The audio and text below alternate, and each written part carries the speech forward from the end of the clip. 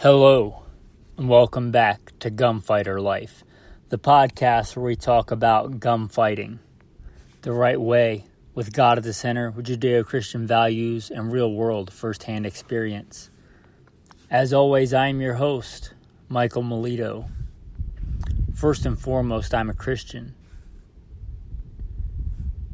a servant of God Most High, a follower of Jesus Christ. Been a professional gunfighter most of my adult life. Joined the Marine Corps at 17. Did 2 combat tours in Iraq. I was also an urban warfare instructor for the United States Marine Corps. Also served in the U.S. Army, both full-time and part-time National Guard. Primary in both those services were infantry. Also served in law enforcement for a lot of years, at least a lot of years to me. Served at L.A.P.D, worked regular assignments, more specialized assignments. Also served in the private sector, private contracting, whatever you want to call it, for a 3-letter government agency I won't specify. Was also blessed to be the commander of a tactical team where our primary job was to stop active shooters in a large metropolitan area here in the States. Started hunting at a very early age when I was still a boy, running around the woods with a .22 or a shotgun, taking game to eat. Been blessed to hunt all over this beautiful country. I've been a professional big game hunter and guide, slaying all manner of beast by God's grace.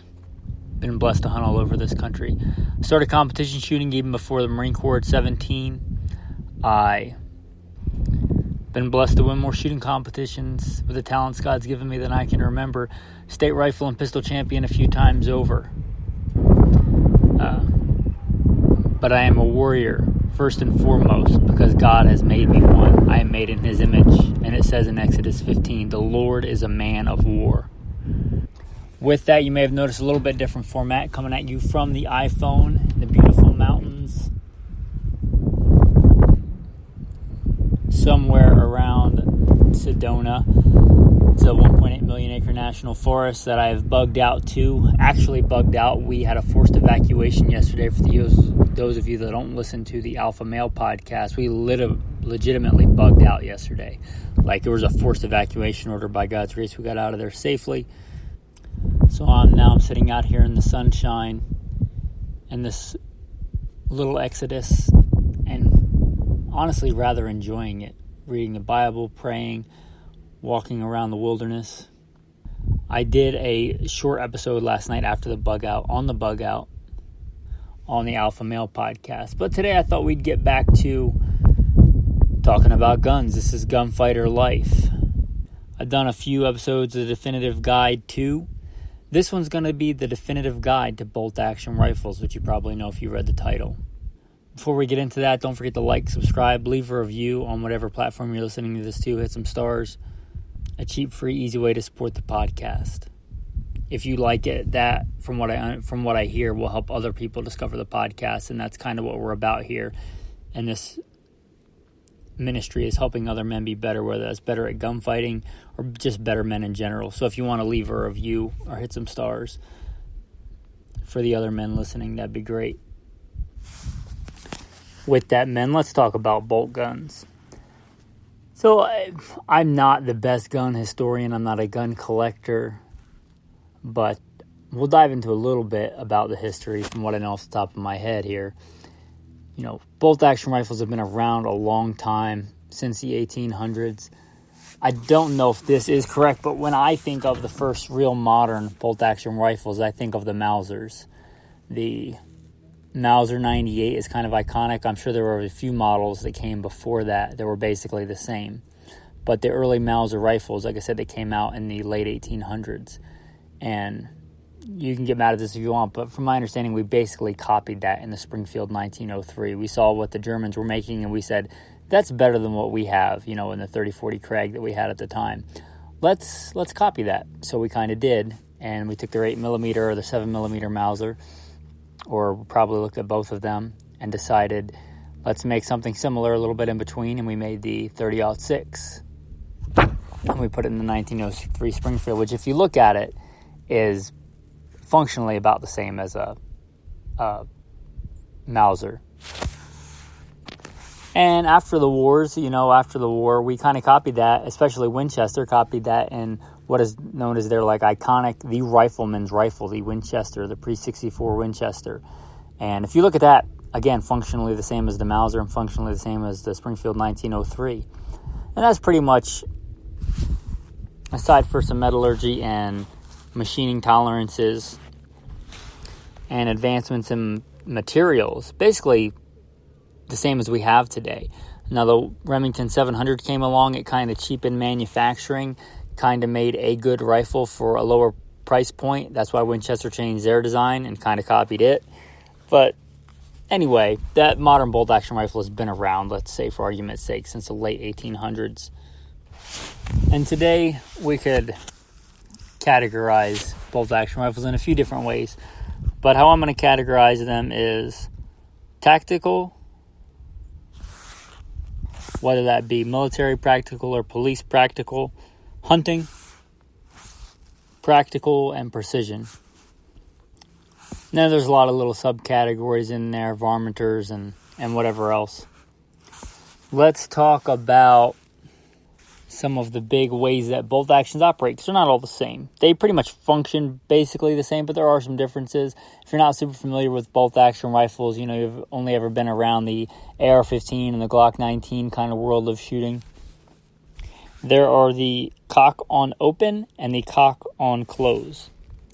Now, the only real popular one, I'm sure there's many more, but the only real popular ones that are cock on close that I'm aware of are the Enfields and all the iterations of the Enfield, which are a massively popular rifle. They serve the British and the British Empire, which was huge at one point for quite a chunk of the 20th century. So those are pretty prolific. They're cock on close. They are known for being fast actions as far as the bolt action goes. They're known for being fast, smooth actions. Again, that's the Enfields. Most of the ones we think of today, whether it's the Mauser or the copies of the Mauser, the Winchester 64s, the Remington 700s, the Savages, those are going to be your cock on open. And for most of modern people, most of us shooting today, we're talking about cock on open actions, which means that basically the tension for the firing pin and everything is done when you open the bolt. You could subcategorize these into, for a long time, it was basically your two-lug action. Your two-lug action, as far as your Winchester Model 70s, your Remington Model 700s, pretty much had two lugs. You rotated the bolt, you give or take, but let's say, 90 degrees. And that was pretty much your standard action for a long time. And I forget who came up with it first, but the ones I was really aware of first was the Steyr kind of action. The Steyrs and their three-lug rotating bolt system. And that's since been copied by a lot. So instead of your two lugs and your 90-degree throw, you get three lugs. And that means, if you could picture that in your head, three lugs going into the bolt face and turning, you have to rotate the bolt handle less in general. So you're talking about maybe a 60-degree bolt throw. Now, people argue that the two-lug is more accurate, the three-lug is faster, this thing and that thing. I think for most practical riflemen, that's academic. But the three-lug certainly can be plenty accurate, and the two-lugs can be plenty fast. Anyway, those are some major differences. That has since been copied from whoever came out with it first, but Steyr was the first one I know of it being actually popular.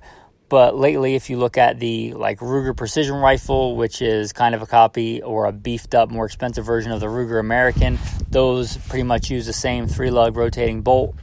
I do believe the newer Brownings use a three-lug rotating bolt, 60-degree throw. And these are all kind of copies of the same basic design. And really, the only real significant change in a long time since the 1890s two-lug rotating bolt. The next big one, and this might get controversial for people that love bolt guns, is control feed versus push feed. We talk about the Mauser, we talked about the pre-64 Winchesters, and the reason the pre-64 Winchesters for so long were coveted because they were a good sporting design that used a controlled round feed. What this means is that, if you can picture this in your mind, when you pull a round out of the magazine, whether it's an internal magazine or a, detachable box magazine, when that bolt grabs that round, the extractor, which is a big, beefy extractor compared to what we're used to from most modern semi-autos, it grabs the rim of that case from the time it comes out of the magazine and controls that round all the way into and out of the chamber. That's controlled round feed. A push feed basically just shoves the round up out of the magazine. It kind of pops open into that open section before it goes into the chamber, and you ram it home into the chamber. I will say that I have a personal bias. I like controlled round feed. My go-to bolt-action rifles, at least for now and for a while, especially when I was a professional big game hunter and guide, I like the Kimber, which is basically a scaled-down direct copy with modern metallurgy of the pre-64 Winchester. That's why I got it. And that's a controlled round feed. I like controlled round feed. A lot of people like push feed. Push feed, the reason they went to it was because it was cheaper to manufacture. And if that's not an important feature to you, I guess save the money on the controlled round feed and the more complex bolt and spend it on accuracy nodes, on accuracy potential in other areas. But that's the big difference between push feed and control round feed. Practically in the field, is it an issue? I mean, there's plenty of push feed rifles, and they've been the standard for a long time. Again, when the Remington 700 kind of came on the market, it kind of overtook the market because it was so much cheaper to manufacture, and it was still reliable. So, it's up to you whether you want to push round feed or control round feed. The popular controlled round feeds are, the Mausers or things based on the Mausers, the pre-64 Winchesters, the new Winchesters that have gone back to that controlled round feed after decades and decades of the cheaper manufacturer. They actually went back to a controlled round feed. So the new Winchester 64s are that old controlled round feed. And then when they stopped making those for decades, Ruger, as they often do, figured out a way to make those well and for an affordable price. That's kind of Ruger's niche, I think. And the Ruger 77s, the Ruger Hawkeyes, those are all controlled round feed rifles. Popular examples of the push feeds, again, are going to be your Remington 700, your Savages, your 110s, your 10s, your 111s. I'm sure there's more than that. Your Savage Axis, which is their budget version. The Ruger Americans, since they're kind of their cheaper version, are going to be push feed. I do believe that all the Brownings are push feeds as well. And I'm sure there's many that I'm leaving out, but those are kind of the most popular ones. Your Steyrs, I will mention again, are going to be your push feed. If we get into bolt actions for tactical use, obviously the American military, both the U.S. Marine Corps and the U.S. Army, their snipers have used basically the Winchester 64 in Vietnam, and more popularly, and especially more recently, the Remington 700s, at least until Remington went bankrupt and stopped making rifles. I don't know if they're making them again, but Winchester's really had a rough go lately. In fact, I have not been pleased with their products as of late. But let's talk about the ones that have been around for decades. The Remington 700 was kind of the standard for tactical use, whether that was police use or military use. Military snipers, again, I believe it's the M24 is kind of the classic, iconic. And that was used to great success in the military. It's rugged, it's reliable, it's accurate. It is kind of the standard that other bolt actions are measured against, at least in the tactical bolt action world. I'm sure there were others, but that was the main one. And again, police use that as well for urban, sniper operations, urban precision operations. That's, again, kind of the standard. And you're talking generally, except for recently some more specialized stuff, you're talking about a Remington 700, bolt action, and 308. Nothing fancy.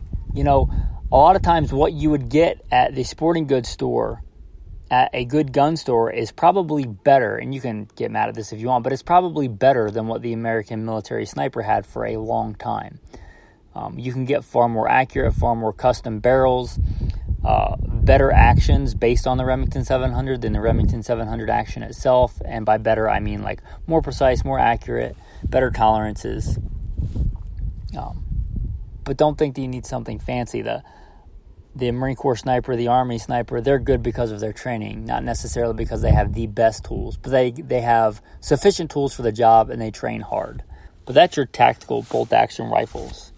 Of course, there's some other bigger bolt-action rifles, whether that be 300 Win Mags that have been used successfully in warfare for a while, 338 Lapuas or things like that. And again, you heard my background. I've been blessed to do a lot in the military. I never was a sniper. I don't pretend to be a sniper. So I don't want to talk more into that than I actually know. But especially in my time coming up in the military and law enforcement, the Remington 700 N.R.A. was pretty much the standard.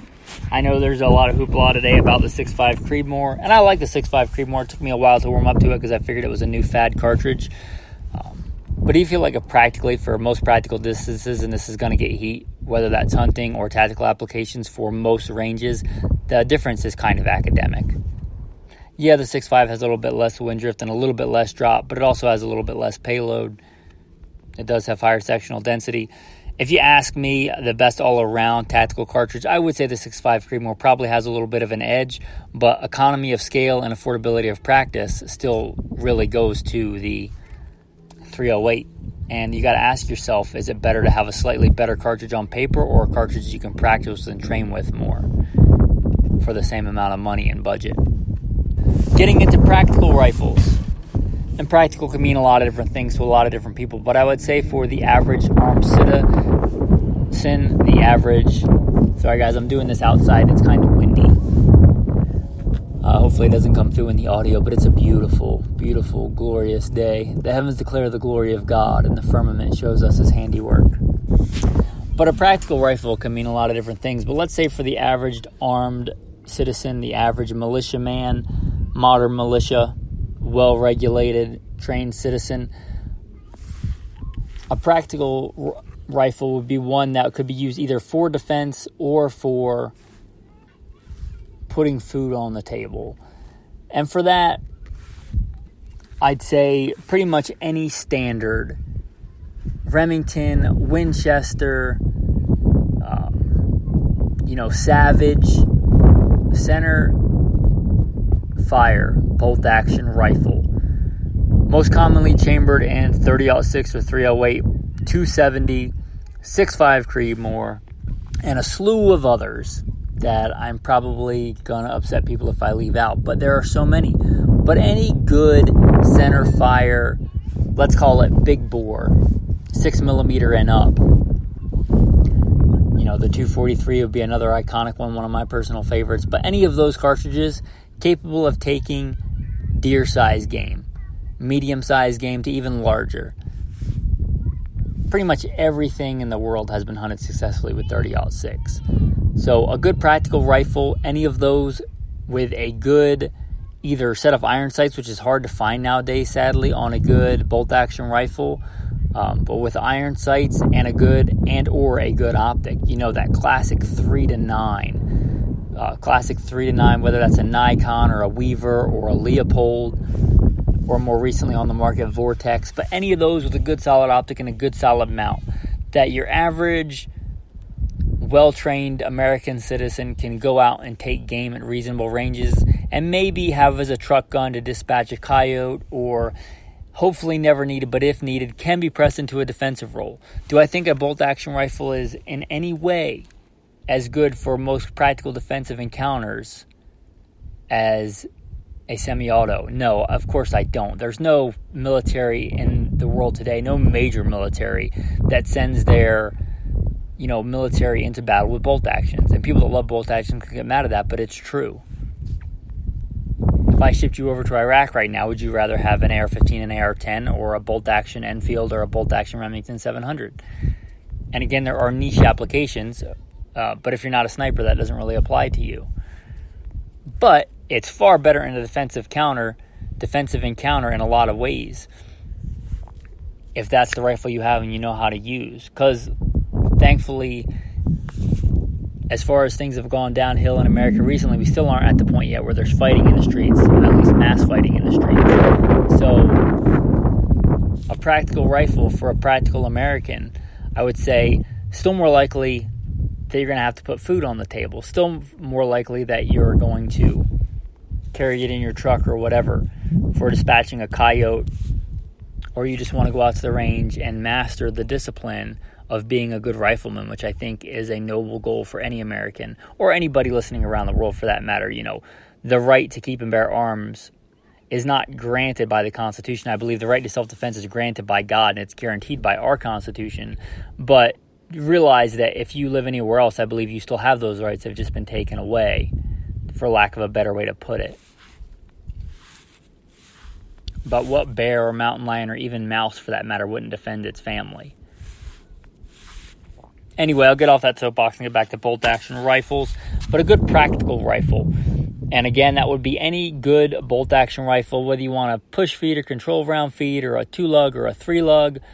If you prefer the LPVOs like I do, a 1-4, a 1-6, or you prefer the traditional 3-9 or even a 4-12. I would say that's a good practical setup for a practical rifle, and a good center fire caliber anywhere from 243 to 30-06. You get anything below that or above that, and I think you start getting into specialty, whether that's with the optic or with the cartridge itself. But that's a good general purpose practical rifle. We did a whole episode on scout rifles. I like the idea of a scout rifle. I have never owned what most purists in the scout rifle world would consider a scout rifle. But I toyed with the idea of getting one. Again, I'm not a gun collector. This is not gun collector life. It's gunfighter life. And I do quite a bit of hunting. Perhaps one day I will get a scout rifle, but I would consider that a good, iconic, practical rifle that was designed to be a good all-around bolt-action rifle. And the scout rifle concept, I believe, does have merit, especially in the fact of its weight. One of the things I used to see all the time as a professional hunting guide for big game is people's guns are just way too heavy and unwieldy.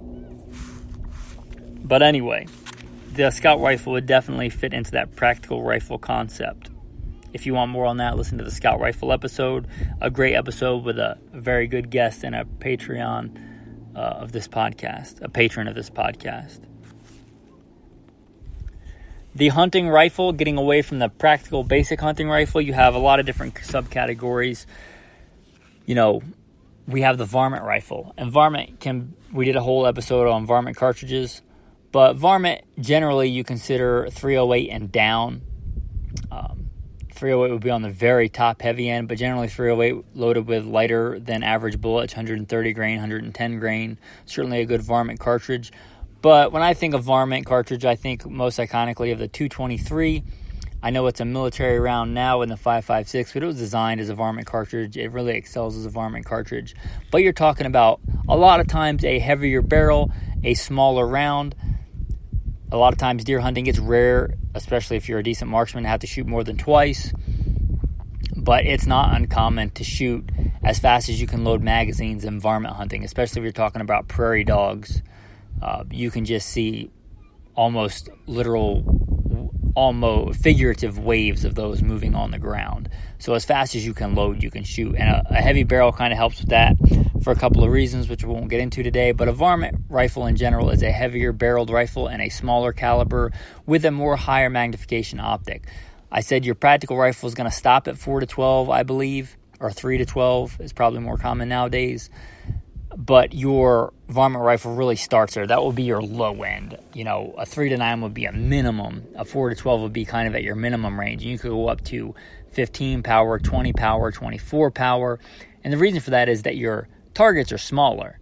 A prairie dog head and a prairie dog kill zone at 200 yards, in my opinion, a prairie dog head is probably harder to hit, especially in windy conditions, than a full-size elk is at, 500-600 yards. Especially with those light bullets. And light, fast bullets are kind of the name of the game for varmint hunting, because you want that bullet to dispel all its energy in a small target. But that's kind of in a nutshell, your varmint cartridge.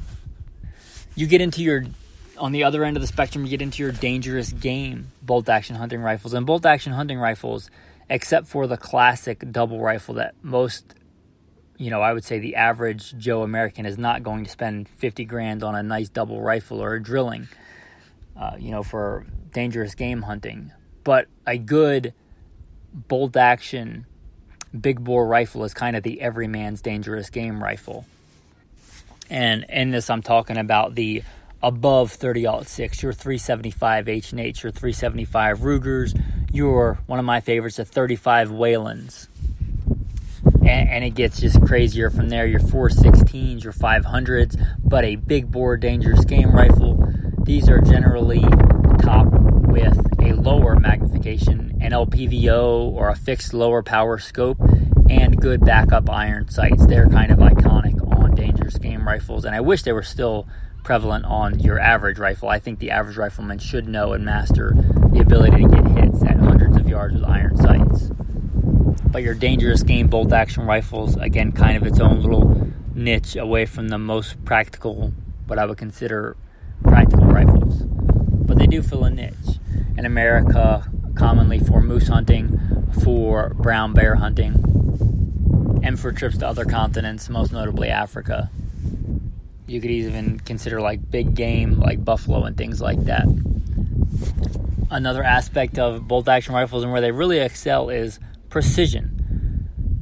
This might be controversial too, but in general, if you're spending the same price point, $1,500, $2,000, you can get a more accurate rifle in a bolt action than you can in a semi-auto. And I know some people will say, I bought this $700 AR-10 and it shoots, quarter MOA, whatever, that's fine. But I'm talking about in mass generalities. If you gave 10 people $2,000 to spend on a precision rifle, in general, I still believe today that the more accurate on average would be a bolt action rifle over a semi-auto. So precision rifles, whether that's PRS shooting, which I'll be honest, I have never done PRS. I have done precision rifle shooting. I have done, but not PRS. I was doing precision rifle long before I ever heard the term PRS, especially long before it was popular. It may have existed in a small niche. So I'm not super familiar with that, but I know they shoot super heavy rifles as far as like being impractical in the field unless you're going to consider hunting, driving on a quad and throwing your 20-pound rifle on a tripod. That's not how I hunt. I'm not knocking anybody. I think anybody that wants to go get their own meat instead of buy it from the grocery store is a good thing, so let's not beat each other up. But I'm a spot and stalk hunter, so I consider those kind of a specialty. But your precision rifle, whether that's for PRS or for bench rest shooting, these are generally very heavy, very precise precision implements. I guess not obviously, but in general, far heavier than your average hunting rifle, your average practical rifle, even heavier than your average sniper rifle. And we'd lump these all together in the category of precision rifle. And that can mean a lot of different things. A bench rest rifle is not the same as a PRS rifle. But that's another subcategory. And when I was doing this episode, I was mainly thinking of center fires, but we should mention that there are great and iconic, bolt action rimfire rifles. The most common, obviously, is going to be your 22 long rifle, but also 22 Magnums, 17s, all of those in bolt action as well. And they have the same advantages. They, especially for hunting conditions, offer, in general, a good degree of accuracy and a reasonable rate of fire. How fast your double taps is important for CQB. It is not super important when you're shooting at squirrels running through trees because you have to reacquire your target in between shots. So for practical purposes, a bolt action rifle for that is going to do you fine. So you got your bolt action rimfires. And I have heard that precision rimfire bolt actions have kind of become a thing. And again, that's not something I'm firsthand familiar with. But it would be a cool sport to get into. I guess I'll close on this by talking about my current and for a long time favorite bolt action setups for hunting. And as I talked about, I've hunted since I was a boy. I've been blessed to take game all over this beautiful country, whether, white-tailed deer on the East Coast or mule deer on the West Coast or pronghorn or bear or elk or even exotics, fallow deer, things like that. Been blessed to hunt. The way that I like to hunt is spot and stalk or still hunting. I don't like hunting from a stand, And if you like to do this, that's fine. I don't like carrying a 20-pound rifle and setting it on a tripod. I like to walk through and scout out different areas, walk through the hills, walk through the forest, and stalk my prey and get within what I would call smelling distance. Get within, 200 or 300 yards. I think in all the years I've ever been shooting, I think I've shot one elk farther than, let's say, 300 yards out of all the more animals than I can remember. And the terrain really didn't dictate, and I was on a tight time crunch. I was trying to hunt before work, and I just couldn't get any closer in that amount of time in that terrain. Had I had more time, I would have liked to stalk closer. But anyway, I like to hunt in those ranges and in that way, spot and stalk hunting. And my setups, I like the Kimber rifles, again, because they are based on that pre-64 Winchester action. But since our metals today arguably are a lot better and a lot more consistent, they scaled that action down to make it much lighter. So my go-to are the Kimber rifles, whether it's just my Kimber Hunter in .308 or my Kimber Adirondack in 6.5 Creedmoor. And that 6.5 Creedmoor, I don't know what it weighs with a scope on it, but I want to say it weighs less than 5 pounds, especially just a rifle. So a less than 5-pound rifle that's handy, that I can carry a lot and cover a lot of ground, that's pretty much, point and click, for lack of a better term, point blank range from, let's call it, contact to the muzzle to 250 yards. I can really just point the crosshairs on target and pull the trigger. And for that setup, I'm just be honest, I have a bias. I like Leupold optics. They tend to hold up. They tend to be rugged. I like Leupold and Trijicon optics, but mine are topped with Leopolds. I forget the exact model, but let's say a 1:4 or 1.5 or 1.25 to 4 or 1.5 to 5. A light, handy rifle. I generally keep them set on the lowest power. I have a sling on them. I have, marked where the settings are on my rifle, and that's pretty much it. I like hunting for the field craft, and I do like guns, obviously, as you can tell from this podcast, but I like the stalking and the getting close to game and the field craft more so. Anyway, that's my bolt action rifles, and again, perhaps one day, by God's grace, I will get a scout rifle and mess around with it. I do kind of see the merits of it, as that's very similar to how I hunt. Snap shooting and quick shooting and speed and precision matched together are kind of my deal. I like that.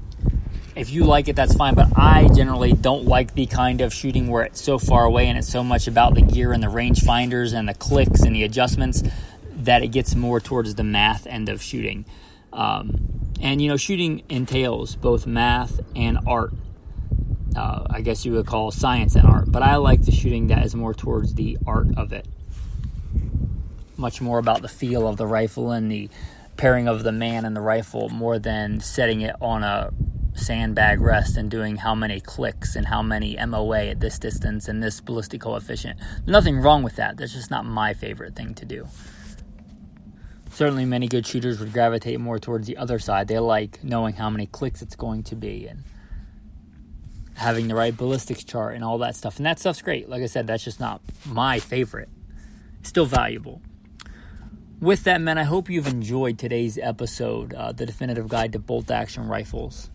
And again, each one of those little subcategories could be an entire, probably show. I'm sure there's entire podcasts on just precision rifles.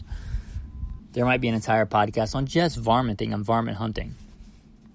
So again, this is an overarching, flyover of the topic of bolt action rifles. But I hope you've enjoyed today's episode. If you did, don't forget to like, subscribe, leave a review. If you want to check out more, go to goodshepherdtraining.com. If you want to become a patron, there's some special content on there, some special things that only the patrons get, whether that's a practical shooting drill, whether that's like literal me talking to them and giving them advice. They ask me a question and I get back to them because they're the patrons.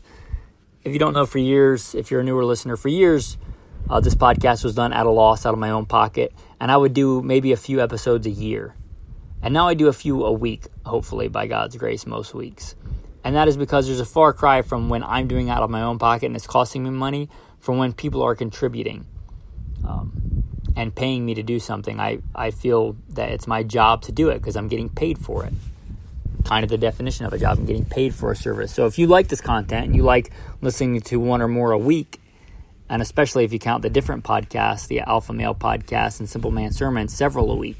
If you like that content, it's because people pay for it. These podcasts are free to put out, and I like it that way, but sadly, they're not free to produce. So if you want to support the podcast, if you think this content was worth as little as $1, probably less than one round of a lot of the rounds we talked about today.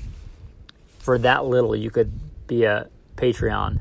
And I encourage you to do it just because you think the content is worth that and you want to support the podcast. But you also do get to get on there and ask me questions as a patron. You get special perks.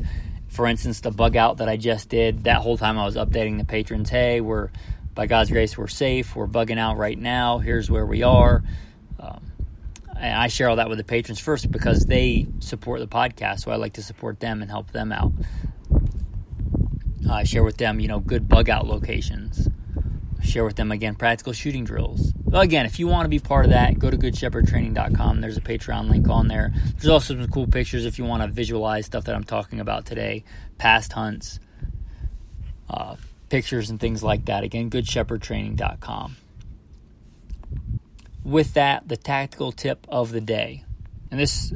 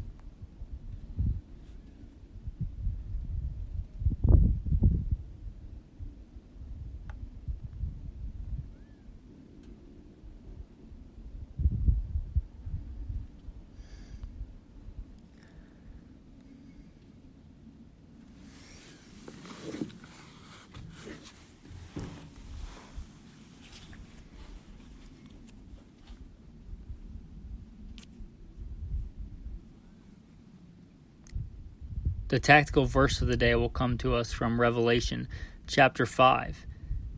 And one of the elders saith unto me, Weep not, behold, the Lion of the tribe of Judah, the root of David, has prevailed to open the book, and loose the 7 seals thereof.